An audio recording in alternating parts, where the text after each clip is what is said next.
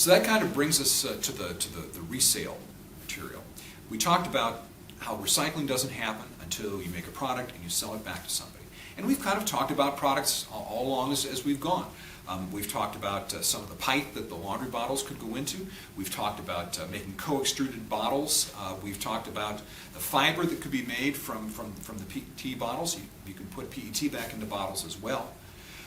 There are non-wovens that can be made from recycled high-density polyethylene like milk bottles. Things like the house wrap that you see, or like some of the overnight delivery envelopes. Those all can contain recycled milk bottles to the extent of about 25%. There is also some lumber that is made that way, the lumber that is a plastic and wood composite. In many cases, that material uses recycled bags, not bottles, and it's an outstanding outlet for the grocery bags that get recovered. Now, there are a couple of other things that we learned about recycle, and that is that recycle is a commodity, not a specialty. It competes on price, it competes on quality, and you have to be the best in breed in order to sell your material. Some of the consumer products companies did this experiment. They would have their product, put a big sign on it that says, "New recycled bottle." And then they would have the other sitting right next to it on the shelf. And they would see how much money people would pay for one versus the other. And do you know what the answer was? Nothing.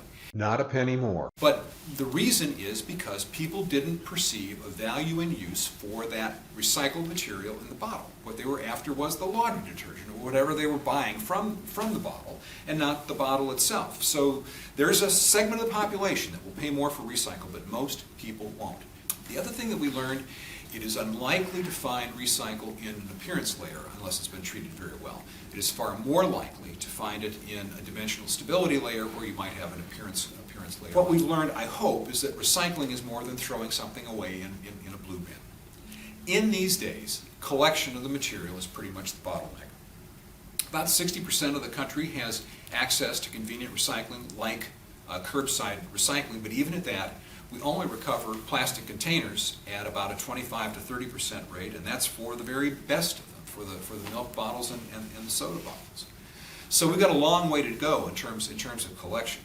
And one of the most important issues are the single-serve 20-ounce soda and drink bottles.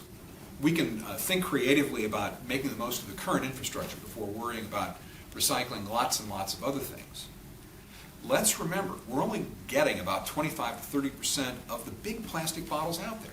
We have much more capacity to collect those things. So let's max that out first. So anyway, that brings us to the end of a very long odyssey.